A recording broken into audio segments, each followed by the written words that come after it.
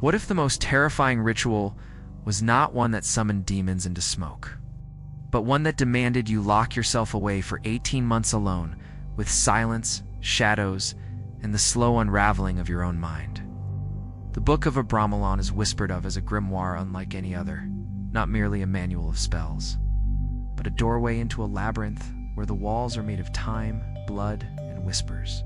To complete it, the aspirant must strip away the noise of the world, fasting, praying, cutting every thread that binds him to comfort. Each day becomes a step into deeper isolation, each night a descent into a darker mirror. But this ritual promises more than survival. At its heart lies the goal of union with the holy guardian angel, a divine presence said to reveal one's true purpose, the higher self veiled by flesh. Yet before this radiance can be reached, the aspirant must confront not one, but 4 princes of darkness: Lucifer, Leviathan, Satan, and Beliar. Fail, and these powers consume you.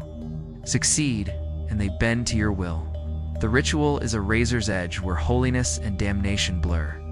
Imagine the candle burning low in a room where dust hangs like ash. The sigil waits, inked in blood and ink, while outside the door, no sound is heard for months. The mind begins to whisper, the shadows begin to move, and somewhere in the silence, footsteps echo that belong to no one. This is not metaphor, this is the path, and the forbidden question lingers. If the price of meeting your angel is to risk being devoured by princes of hell, would you dare to begin the ritual? To enter the world of the Abramelon ritual is to step into a cathedral of shadows whose pillars are not stone but silence, whose foundation is not earth but blood. The Book of Abramelon, attributed to Abraham von Worms in the 15th century, is more than a grimoire. It is a map of an empire unseen, a hierarchy of light and darkness bound together in a ritual labyrinth. To grasp its meaning, you must see how its architecture is built. A vast system in which angels and demons are not enemies but opposites, locked in a structure that mirrors the very hierarchies of human society. According to the legend, Abraham, a wandering Jew and mystic, traveled from Europe into the deserts of Egypt, where he encountered a mysterious mage named Abramelon. From this enigmatic teacher, he learned a ritual unlike any other. It was not quick incantations or blood sacrifices performed in a single night. It was a construction and architecture stretched across time itself. 18 months of purification, prayer, and isolation formed the base. Upon this foundation rose chambers of trial, facing hunger, silence, temptation, and despair. At the apex awaited not treasure or power, but the holy guardian angel, the radiant guide that reveals true will, true purpose. Yet guarding the summit were the 4 princes of darkness: Lucifer, Leviathan, Satan, and Beliar. Picture this architecture as a pyramid. At the pinnacle stands the angel, a blinding light. Beneath it are the 4 princes, the dark pillars of opposition. Beneath them, 8 sub-princes, each commanding legions. And at the bottom, 316 spirits who swarm like shadows across the base. This is not chaos. It is a border, perverse reflection of divine hierarchy. Just as heaven has choirs of angels, so does hell have courts of demons. The Abramelon ritual does not ignore this order. It demands the magician confront it, command it, and place it in chains under the authority of the angel. In this sense, the ritual is not simply prayer, it is architecture of control. To face the angel without binding the demons is to risk being torn apart. To bind the demons without meeting the angel is to fall into madness. Both light and shadow must be addressed, both apex and foundation integrated. This is why the process is so long, so severe. 18 months is not arbitrary. It is the slow construction of inner temple, brick by brick, through repetition and sacrifice. Only then can the magician ascend to the inner sanctum where the angel speaks. The architecture mirrors human empires. Consider the courts of kings, with monarch at the top, princes and dukes beneath, armies at the bottom. The Abramelon system reflects this same structure, but transposed into invisible realms. Power flows downward, obedience flows upward, and every spirit has its rank. To step into this structure is to step into a cosmic empire that reflects the very hierarchies of politics and church. The magician becomes not only seeker, but sovereign, forcing shadow to serve instead of devour. But the architecture is perilous. Each level resists, each gatekeeper tests. The four princes are not passive guardians. They are living forces of temptation and terror. Lucifer blinds with false light, Leviathan drowns with despair, Satan consumes with rebellion, Beliar binds with lies. To ascend is to confront each, to refuse their bargains, while still commanding their power. Failure at any level collapses the architecture, turning the pyramid into tomb. Many who attempted the ritual never emerged whole. Some vanished into madness, others into death. The structure demands completion. Half-built temples collapse. What makes this architecture terrifying is its inversion of expectation. Most grimoires teach how to summon demons for wealth or power in days.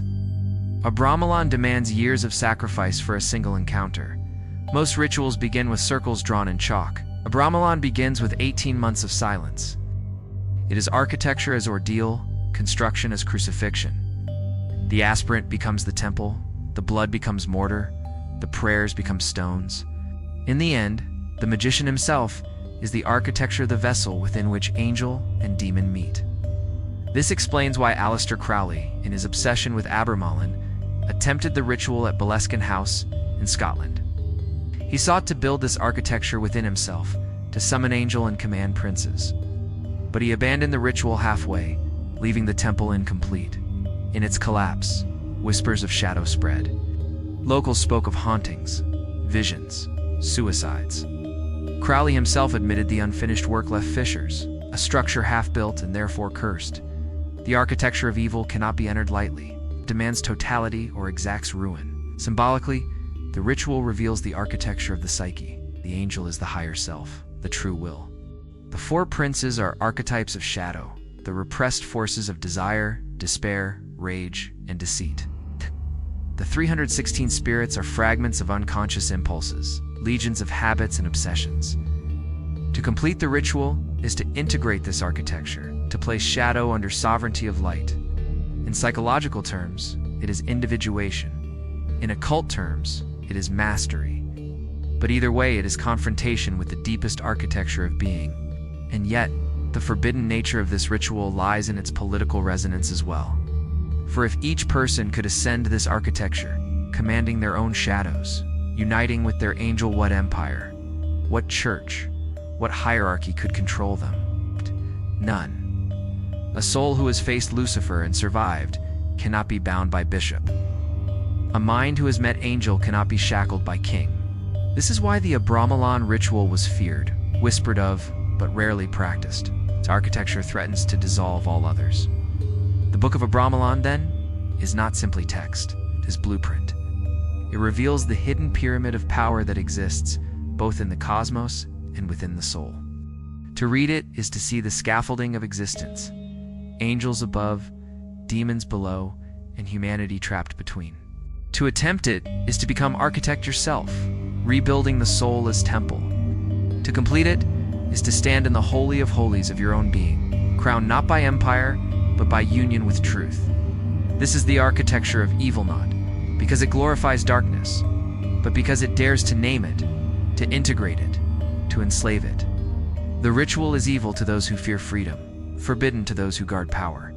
For it declares that every soul can become temple, every human a sovereign, every seeker a master of both angel and demon. The architecture waits, blueprint in hand. But few dare to build, for the cost is immense and the collapse catastrophic. Still, the words remain, smoldering in the grimoire's pages, whispering, "The temple is you. The architecture is your soul, the angel awaits, and the prince's circle." Every ritual speaks, and every word it utters is carved not only in ink, but in symbol. The Book of Abramelon is no exception. If the architecture of evil is the structure of the temple, then symbols are its voice, the breath through which angels and demons are commanded, the script by which the invisible becomes visible. The ritual is impossible without its language, and this language is not merely text but sigils, numbers, rhythms of time, and invocations charged with sacred names. The text itself insists that the aspirant follow precise prayers daily in fixed cycles at appointed hours. This is not superstition. It is the grammar of ritual. Words repeated at the same moment each day transform from sound into rhythm, from rhythm into symbol. The aspirant's body becomes a metronome of devotion, inscribing sacred order into flesh. Each prayer is not simply plea but syllable in an occult sentence, written across 18 months. To break rhythm is to break grammar, to render the ritual incoherent, like a sentence half-spoken. Sigils are another form of this language. The Book of Abramelon is filled with squares, magical grids of letters said to command spirits. These squares function like occult ciphers. Each line, each letter, each arrangement carries resonance. The untrained eye sees a jumble of symbols, but the magician sees maps of authority. To trace these squares is to inscribe contracts, to summon obedience from the 316 spirits cataloged in the text. Each square is a key, and together they form a lexicon of dominion. Numbers to speak in this language. Why 18 months? Why for princes? Why 316 spirits? Numbers are never arbitrary in grimoires. 18 is double 9, the number of completion associated with cycles of gestation, transformation, and initiation. 4 is the number of elements, directions, foundations, here inverted as the foundation of darkness. 316 echoes gematria, linking Hebrew letters to numbers, suggesting hidden correspondences. To live the ritual is to breathe numerology, to let numbers whisper their meaning through every cycle of prayer. And above all, there are names. Divine names, Hebrew syllables, sacred utterances repeated until they burn into the tongue.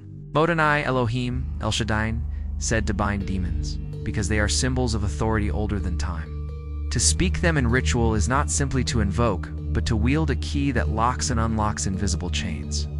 Words here are not descriptive, but performative. To say is to do, to speak is to command. Language becomes weapon, seal, sword. The angel too is symbol, not only presence. Described as holy guardian angel, it is both archetype and name, a cipher for the higher self. The very phrase is symbolic grammar. Holy designating sacred separation. Guardian designating protection. Angel designating messenger. To encounter this figure is to confront symbols so dense it bends into being. The angel speaks not in sentences but in revelations, words that fracture mind and rebuild it anew. The demons, likewise, are encoded in symbol. Lucifer is not merely fallen light, but symbol of illumination, inverted, knowledge twisted.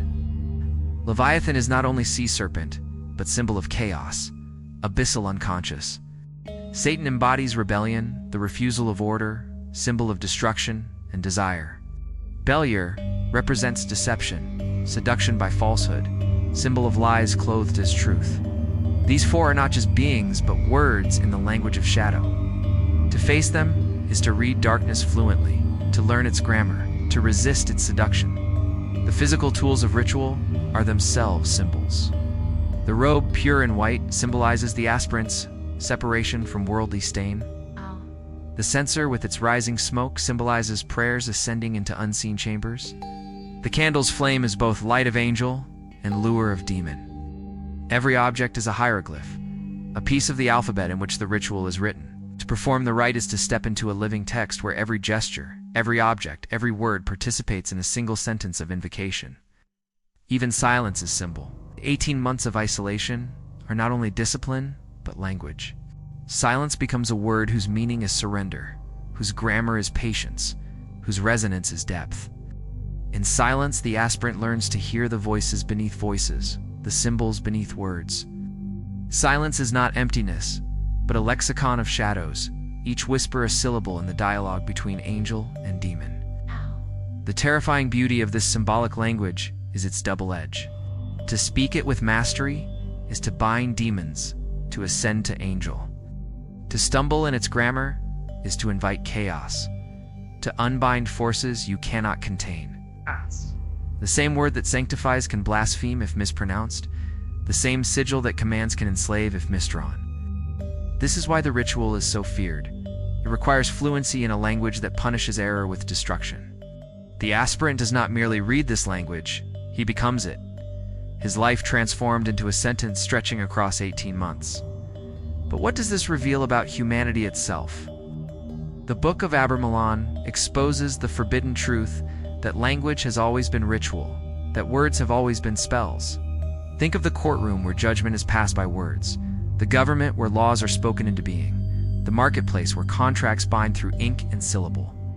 These two are grimoires, their symbols no less potent than squares and parchment. To live in society is to dwell in an Abramelon of language, commanded by sigils called laws, summoned by incantations called slogans. The Gospel of Thomas whispered that the kingdom is within. The Book of Abramelon shows that the kingdom is built from words. You are shaped by language, chained by language, liberated by language. To master the ritual is to master not only demons, but self, not only sigils, but psyche. The angel reveals your true name because names are destiny. To know it is to step out of the grammar of empire and into the grammar of eternity. In the end, the language of symbols is the heart of the ritual. It is how the aspirant navigates the architecture of evil, how he bargains with princes, how he finds the angel. Without it, the ritual is silence and blood without meaning. With it, silence becomes chant, blood becomes ink, shadow becomes lexicon. The Book of Abramelon is not just a ritual text, but a dictionary of forbidden language. To read it is to learn a tongue in which angels whisper, demons command, and the soul itself becomes sentence. Every true ritual is written not only in words and symbols, but in blood. Ink stains parchment, but blood stains eternity. The Book of Abramelon, though not drenched in gore like darker grimoires, nevertheless demands blood as its deepest offering, not always spilled from veins, but drained slowly from time, body, and soul. For 18 months, the aspirant becomes a vessel of sacrifice, bleeding away comfort, sanity, identity. This is the currency with which the angel is purchased, and the price demanded by the four princes who lurk in shadows. Literal blood finds its way into the ritual. Fasting weakens the body, hands crack and bleed in prayer, lips split from silence, skin bruises from endless kneeling. The aspirant may trace sigils with trembling fingers, drops of blood mingling with ink, sealing contracts in flesh. To live in isolation for such a span is to accept wounds both seen and unseen. The grimoire does not prescribe animal sacrifice, yet the body itself becomes sacrifice. Its vitality burned away like wax, its lifeblood spent as offering. But beyond veins, blood here is metaphor for every cost. Time itself is blood, the pulse of life slipping second by second. To devote 18 months is to surrender an artery of existence, a river of moments that can never be reclaimed. Each sunrise is a drop. Each night of silence, another drop. The ritual consumes not in sudden gush, but in steady flow, a slow bleed across the calendar. This is why so few attempt it. They cannot afford to bleed their lives so long without return. Energy, too, is blood. The exhaustion of constant prayer, the strain of solitude, the nightmares that claw at sanity, it drains vitality. The aspirant emerges gaunt, hollow-eyed, spirit stretched thin. The blood of the psyche is imagination, and this too is drained. Shadows whisper, fears grow, hallucinations form. The line between prayer and madness blurs. This is sacrifice not demanded by altar, but by abyss. To walk the path is to pay with one's own mind, to bleed until only truth remains. The text warns of failure, and failure too is blood. If the angel does not appear, if the princes seize control, the aspirant pays with soul itself. Stories tell of those who attempted the ritual but ended broken madmen muttering in ruins. Corpses found in locked chambers, spirits said to wander still. In these cases, blood is not metaphor but literal end. The last currency paid into contracts gone wrong. The four princes do not return offerings. They consume completely. Yet the paradox of blood is that it sanctifies as much as it destroys. In Christian liturgy, the chalice of Christ's blood is salvation. In Abramelon, the aspirant's own blood becomes bridge. Where the church demands the blood of God, the ritual demands the blood of man. One pours downward, the other upward. Both declare that without blood, there is no covenant. Life must be surrendered to life. Power must be purchased. Eternity must be fed. The Book of Abramelon thus reveals blood as the oldest currency, older than coin, older than script. From the sacrifices of ancient altars to the martyrs and colosseums, from the blood poured on battlefields to the bloodline of kings, all power is transacted in red. The ritual does not invent this truth, it exposes it. To face the angel is to admit the cost. The angel does not come free. Every illumination drips with sacrifice. Imagine the chamber after months of silence. The floor is scarred with sigils, darkened where drops have fallen. The aspirant kneels, body weak, lips cracked. And the candles flicker, a drop of blood rolls down hand, falling onto sacred square. The square absorbs it, glowing faintly, as if the offering is accepted. The air grows heavy, the silence deeper. This is the moment when blood speaks louder than prayer. The spirit world does not answer ink alone, it answers blood. Crowley himself understood this. At Boleskine House he tried to complete Abramelon, but abandoned it. Locals whispered of hauntings, suicides, dark apparitions. The unfinished temple had drunk blood, but not been sealed by angel. The contract remained open, demanding more. The house itself became wound, bleeding into landscape. This is the danger of blood once spilled. It cannot be recalled. A half-paid debt is worse than none. The princes demand completion or they collect. But blood in Abramelon is not only cost, it is transformation. To bleed is too empty, and emptiness becomes vessel. The aspirant who survives emerges not as they entered, but as new being, scarred yet illuminated. The blood they paid becomes language of covenant, proof of endurance. The angel appears only when the vessel is hollowed, when enough has been poured out that something greater may pour in. Blood is loss, but also preparation. Without loss, no gain. Without wound, no opening. This resonates with psychology as well. Jung spoke of individuation requiring confrontation with shadow, a process that bleeds the ego, tearing illusions apart. Trauma, sacrifice, confrontational are forms of psychic blood. They leave scars, but scars are scripture written on flesh. The Abramelon ritual encodes this in literal discipline. You must bleed comfort, bleed ego, bleed sanity to meet self. In this way, blood is not only currency but mirror, showing what you value enough to die for. Even in modern life, blood remains hidden currency. Soldiers bleed for flags. Workers bleed years into systems. Protesters bleed for causes. We still pay in red, though we pretend the economy runs on paper and coin. The forbidden truth is that all systems still demand sacrifice, still require offerings. The Abramelon ritual only makes visible what every empire hides. Your blood is the foundation of its power. Thus, the Book of Abramelon stands as a reminder that the pursuit of forbidden knowledge is never without price. The angel's light is dazzling, but it burns through blood. Prince's chains are heavy, but they are forged in blood. The aspirant's silence, sacrifice, suffering are not wasted. They are currency in the oldest market, where souls are weighed against eternity. The ritual's blueprint whispers, "You will bleed." The only choice is whether that blood sanctifies or enslaves. Will it purchase the presence of the angel, or will it feed the hunger of the princes? The Grimoire does not soften this truth. It writes it in scarlet across its pages. For in the end, ink fades, parchment burns, but blood endures.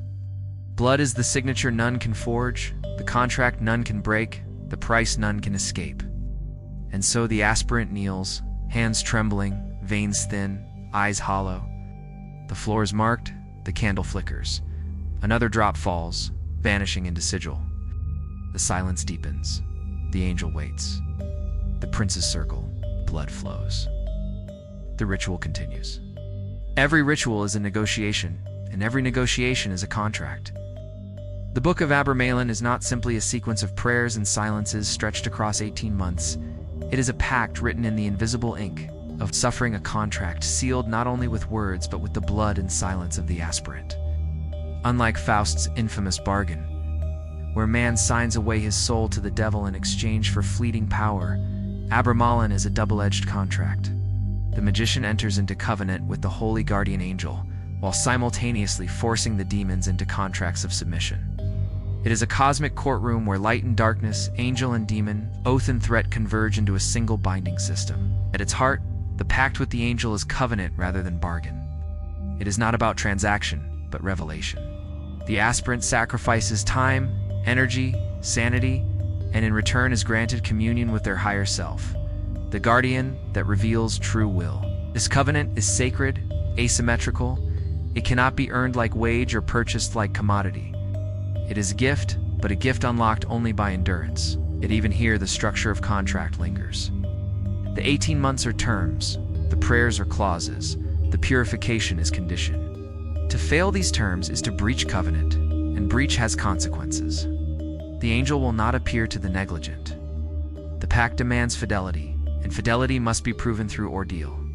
Parallel to this sacred covenant is the darker contract, the binding of demons. Ritual requires that, once the angel is attained, the four princes of darkness, Lucifer, Leviathan, Satan, and Beliar must be summoned and subdued. Their legions too are to be compelled into service, sworn to obey the aspirant under the authority of the angel. This is not worship but coercion, not veneration but command. Here the aspirant becomes judge, summoning spirits into a courtroom of fire, reading aloud divine names as law, forcing them to sign oaths in smoke and submission. Imagine the scene. The magician, gaunt from months of silence, stands in circle of flame. The air thickens, shadows twist, four presences emerge, each vast and suffocating. The angel, blazing above, speaks through the aspirant. The words are pronounced, divine names, thunder. One by one, the princes are forced to kneel, their resistance burned away by authority not of man but of covenant. At this moment, contracts are signed, not in ink but in chains, not on parchment but on reality itself. The demons are bound, not destroyed, enslaved into service of the one who endured the ordeal. The structure mirrors human law. Just as a king commands nobles who command armies, so too does the aspirant command angel, who commands princes, who command legions. The Abramelon ritual is less a mystical prayer than a reconfiguration of contracts. The aspirant shifts allegiance from empire to angel, from fear to sovereignty.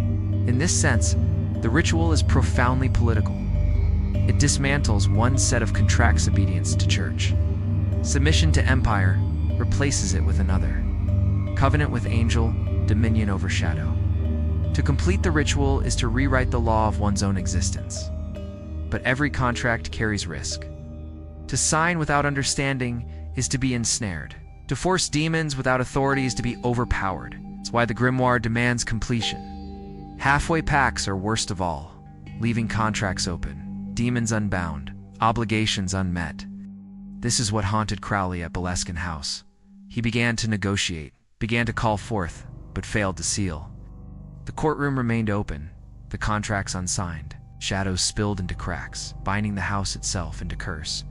Contracts once invoked must be fulfilled. There is no withdrawing signature from blood.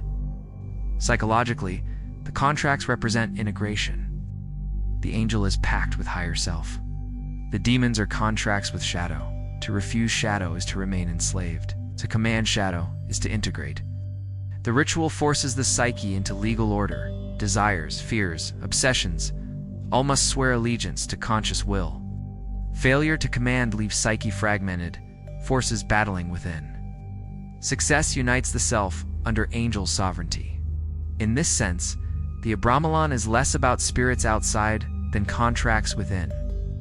The binding of unconscious to conscious, the pact of wholeness. The inversion lies in how these contracts were judged by society. To church, such binding was heresy, pact with demons, rebellion against God.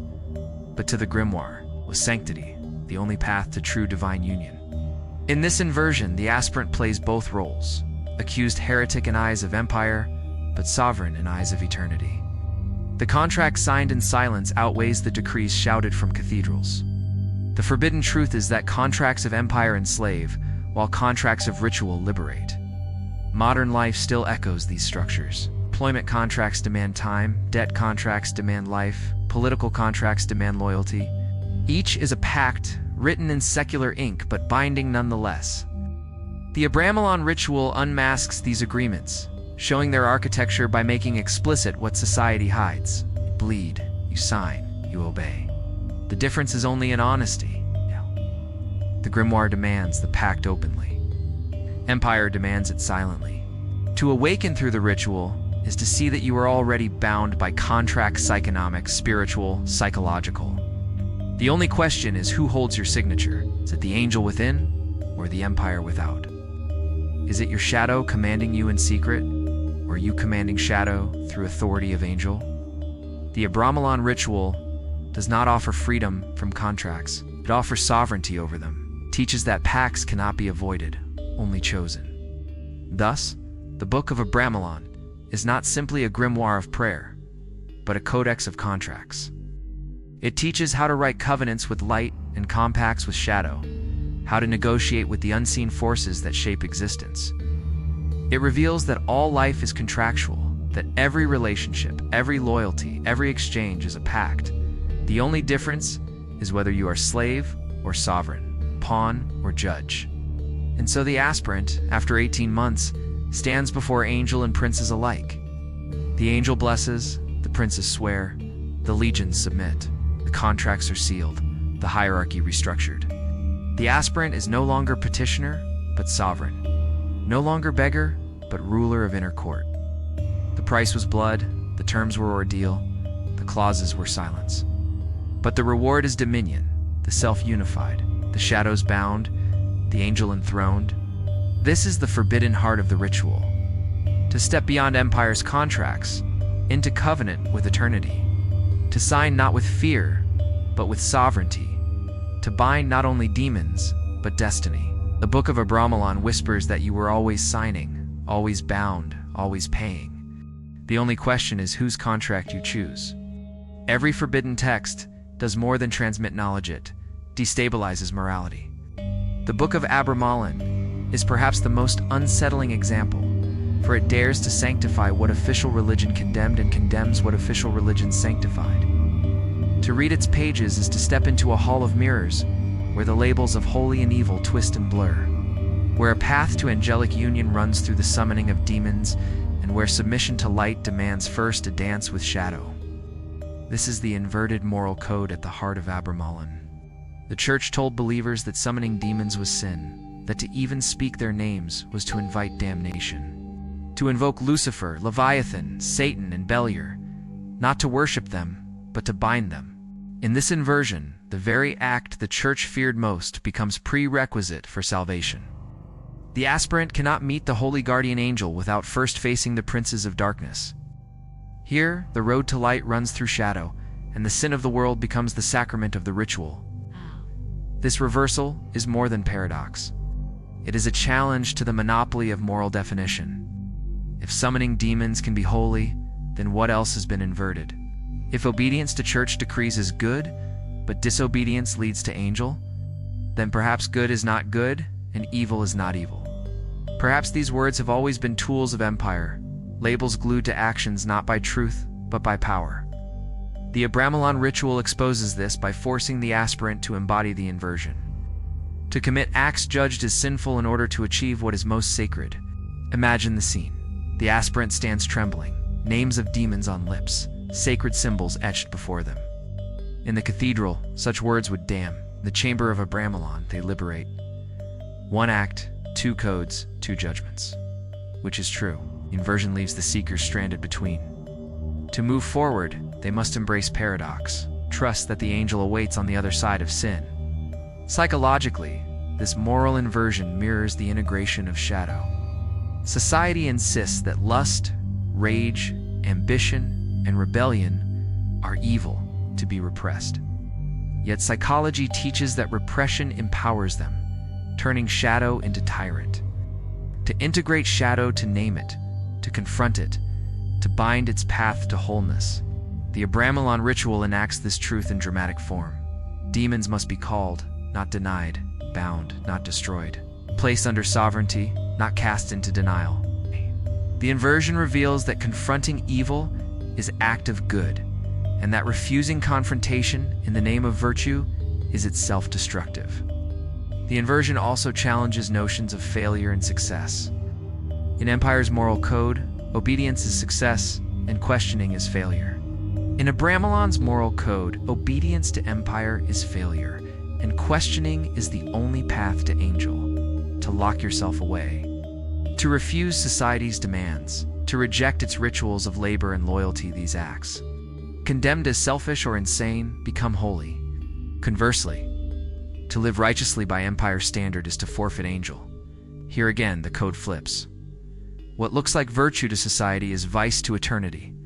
This explains why those who attempted the ritual were seen as heretics or madmen. Their lives appeared inverted to neighbors, refusing marriage, refusing church attendance, locked in solitude. To empire, they wasted life. To grimoire, they consecrated it. Every choice they made was judged evil by one code, holy by another. Such dissonance is unbearable for most, which is why few attempted the path. Only those willing to endure condemnation, ridicule, and fear could embrace the inversion long enough to reach angel. The princes of darkness themselves embody this inversion. Lucifer is light-bearer turned deceiver. Leviathan is sea serpent, embodying both chaos and creation. Satan is rebel who paradoxically enforces divine order by opposing it. Beliar is liar who nevertheless reveals truth by contrast. Each prince is inversion incarnate, masks of contradiction. To summon them is to stand in storm of paradox, where every force is double, every symbol two-faced. The aspirant who survives learns that morality is not binary but dialectical. Light requires shadow, truth requires lie, obedience requires rebellion. Without inversion, there is no whole. Even the angel embodies inversion. What is more inverted than the idea that the truest, holiest messenger can only be met by one who has endured shadow? That divinity crowns not the obedient servant, but the rebellious seeker. The angel appears not in cathedral but in solitary chamber, not to priest but to heretic, inversion complete. Holiness resides in forbidden, damnation lurks in piety. Modern life repeats these inversions endlessly. Governments proclaim war in the name of peace. Corporations enslave in the name of freedom. Religions silence in the name of truth. Every system baptizes control as virtue and condemns liberation as sin. The Abramelon ritual unmasks this by making inversion explicit. To call demons is holy, to endure silence is sacred, to be damned by society is to be crowned by angel. The forbidden text does not hide paradox, weaponizes it. This is why the ritual is feared. It tears away the comfort of simple categories. It forces you to see that morality as preached by empire is often masked, that good and evil are names scribbled by rulers, that truth demands walking through fire called sin. It does not tell you what is good.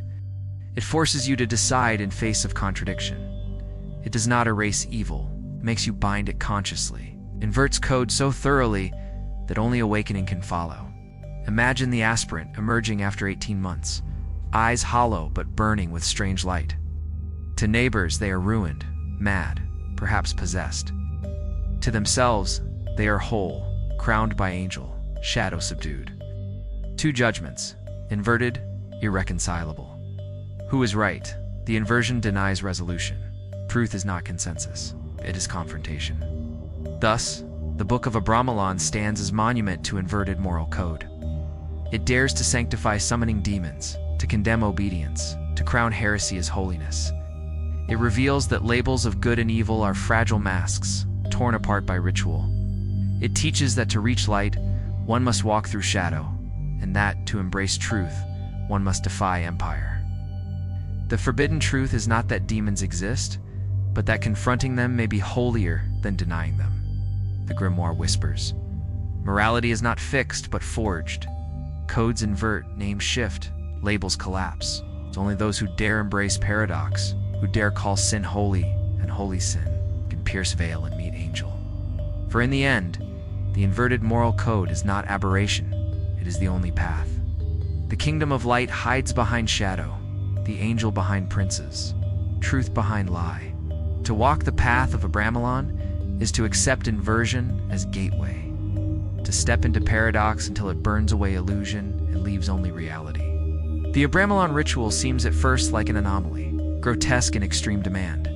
18 months of silence, prayer, isolation, confrontation with angels and demons. Feels distant, alien, something only mad mystics or dangerous occultists would attempt. And yet, once the curtain is pulled back, you begin to see that its structure is not foreign at all. The truth is more terrifying. Rituals like Abramelon are everywhere. They govern courts, temples, corporations, nations. They echo through the smallest habits of daily life. The Book of Abramelon is not an aberration. It is a mirror, revealing that all of human existence is ritual in disguise. Consider the architecture of repetition. In Abramelon, prayers are recited daily at fixed hours with unyielding precision. This is the skeleton of the ritual. Rhythm creates resonance. Resonance summons presence. Now look at the rituals of the church. Mass is celebrated weekly, the same words, the same gestures repeated across centuries. Congregations kneel, stand, recite creeds in unison. Like Abramelon, it is repetition that gives power, repetition that engraves meaning into flesh. The difference is only in intention. One calls angel, the other calls authority. But both reveal the same principle. Ritual is reality sculpted by repetition. Step into a courtroom.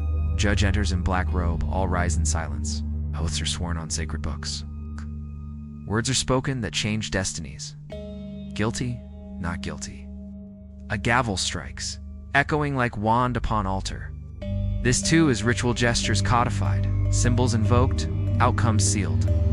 The courtroom is Abramelon in secular garb, invocation of higher authority, binding of lives through ceremony. The robes, the oaths, the silence are not practical alone. They are sacraments of law. Crowds chant slogans in unison. Flags ripple like living sigils. Leaders raise hands in gestures rehearsed across eras. Emotion swells. The individual dissolves into collective presence. This is ritual. The Abramelon magician spends months invoking spirits through words and symbols. The politician invokes masses through chants and banners. Ritual everywhere. Even commerce hums with ritual. The consumer walks aisles bathed in music designed to soothe or excite. Logos blaze like sigils. Colors trigger instinct. Slogans repeat until they drill into memory. Shopping malls are temples of ritual, and advertising is spellcraft refined. Abramelon binds demons with sigils. Corporations bind consumers with logos. Different altars, same mechanics. What makes the Abramelon shocking is its honesty. It admits the structure. Repetition, sacrifice, binding. It demands blood and silence, and it tells you why. Society hides its rituals behind veils of normalcy. But it tells you kneeling is respect, not invocation. That pledges are patriotism, not oath. That brands are marketing, not magic. But to awaken is to see the sigil behind the logo, the invocation behind the anthem, the spell behind the advertisement. Think of habits, the morning routine, the daily scroll through glowing screens, the repeated whispers of anxiety or desire in mind. Each is ritual, repeated until it shapes identity. The Abramelon aspirant repeats prayers until angel appears.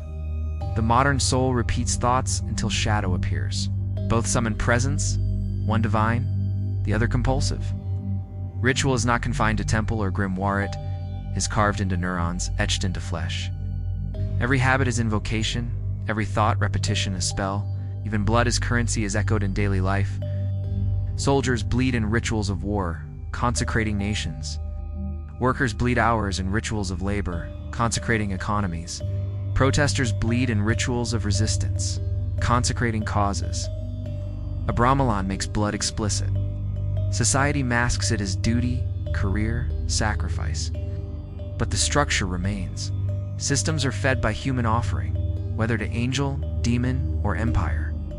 Ritual everywhere, blood everywhere. The inversion is clear. People scoff at the magician who spends months in isolation, but kneel gladly in churches reciting the same creed weekly. They fear the occultist drawing sigils, but wear logos on clothing daily. They condemn heretics for speaking forbidden names, but swear oaths in court without question. Ritual condemned as madness in one chamber is sanctified as virtue in another. The difference is not practice but perception. The most disturbing recognition comes when you realize you yourself are already part of ritual. Every contract signed, every pledge made, every repeated action is participation.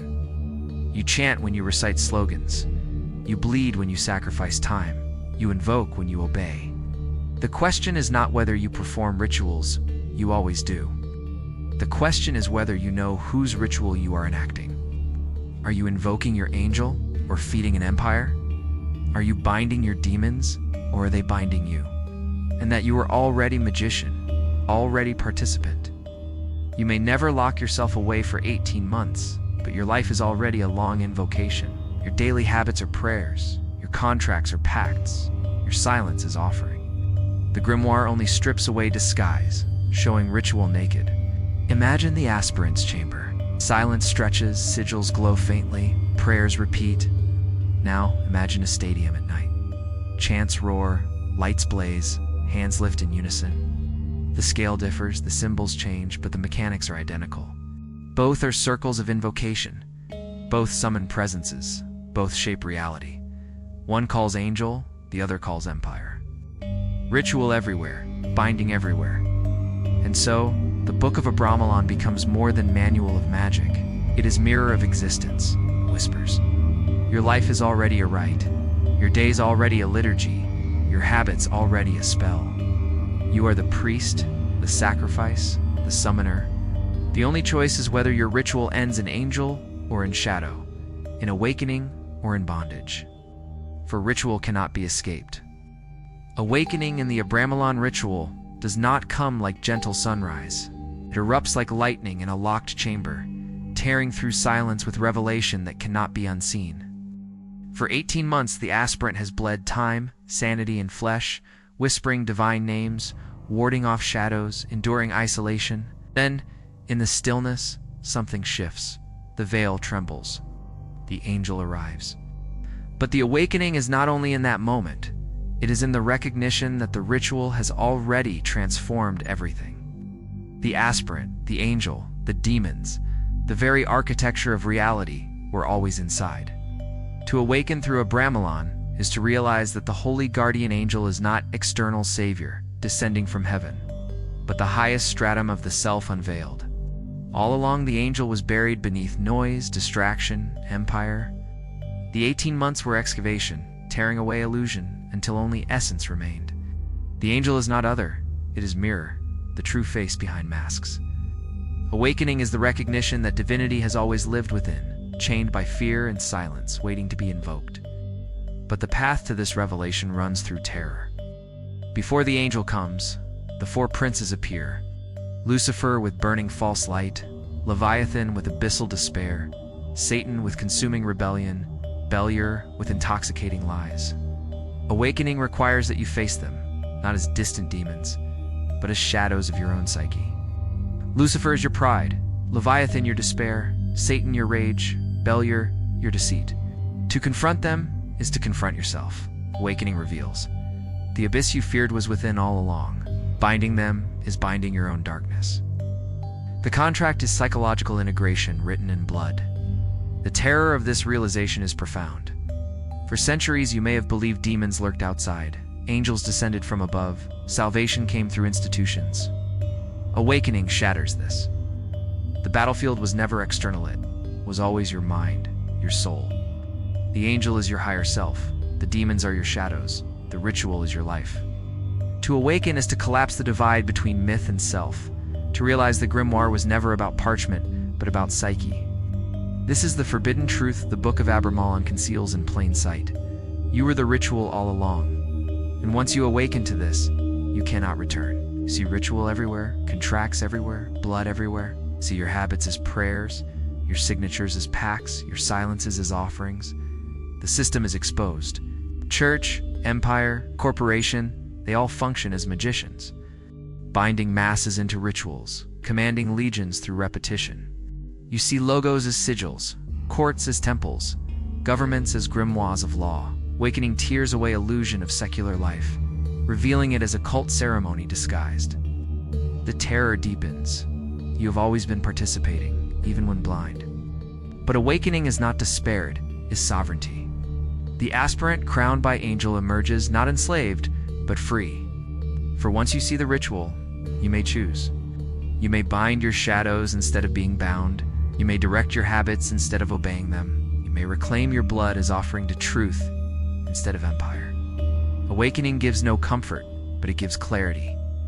And clarity is liberation. Picture the moment of awakening. The chamber reeks of wax and smoke.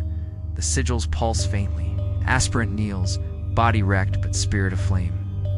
A presence fills the air, neither outside nor inside, but both.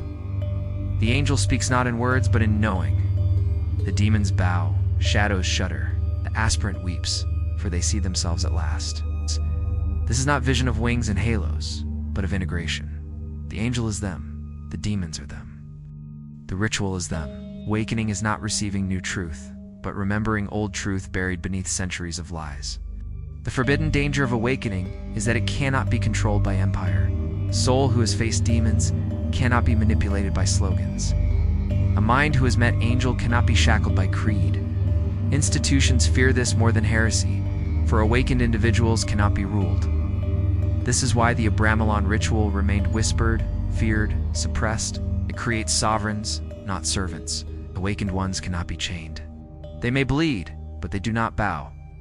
Yet awakening is not triumph alone, it is also responsibility. To bind demons is to carry them. To meet angel is to embody its will. The awakened become temple, judge, priest, and sacrifice in one. They can no longer claim ignorance or innocence.